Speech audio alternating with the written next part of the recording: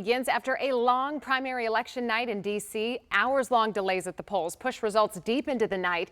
Results are now starting to stream in after voters help decide some key races that could shape the future of city leadership. It is good to be with you this morning. I'm Simone D'Alba. And I'm Wisdom Martin. Polls were scheduled to close at 8 p.m., but the last voting sites didn't officially close until just before 10:45 after everyone in line cast their ballots. Now, those delays meant many voters went to bed before results started coming in. And with ranked choice voting being used for the first time in D.C., the wait for official results could take a little while, but we do have team coverage for you this morning with everything you need to know. Jacqueline Quinn is live outside the D.C. Board of Elections, where vote counting will resume in just a few hours. But we begin with Jess Arnold, who has been tracking the numbers overnight. Jess.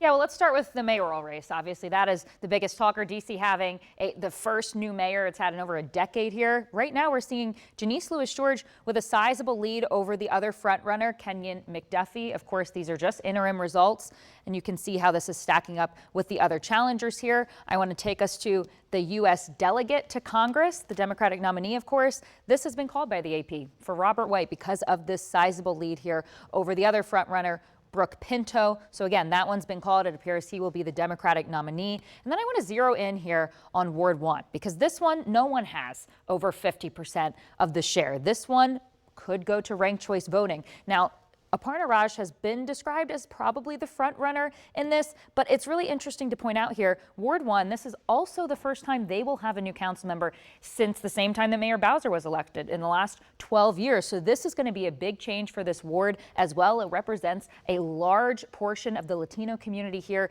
in the district. So if either Miguel Duramo here wins or if Jackie Reyes Llanes ends up winning here, which it doesn't appear, we'll see again with ranked choice voting, then they would be the first Latino council member representing such a large section and population here in D.C. I also want to point out that current council member Brianne Nadeau actually endorsed Rashida Brown. So we'll see how that endorsement plays out once we start to see more of these votes come in, because again, 64% of the votes have been counted so far. So we'll have to see if that goes to ranked choice. And then real quick here, I want to go over two races that have been called as well. Ward 5 council member Zachary Parker re-elected here for the second time, according to AP News, because of that sizable lead. And then over here in Ward 6, council member Charles Allen, again, re-elected, or, here as the Democratic nominee.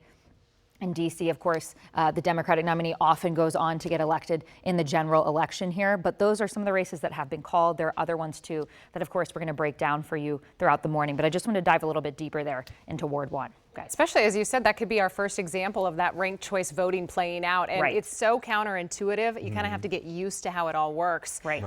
But it does have the potential to still shake some of these races up. Absolutely. All right, Jess, thank you.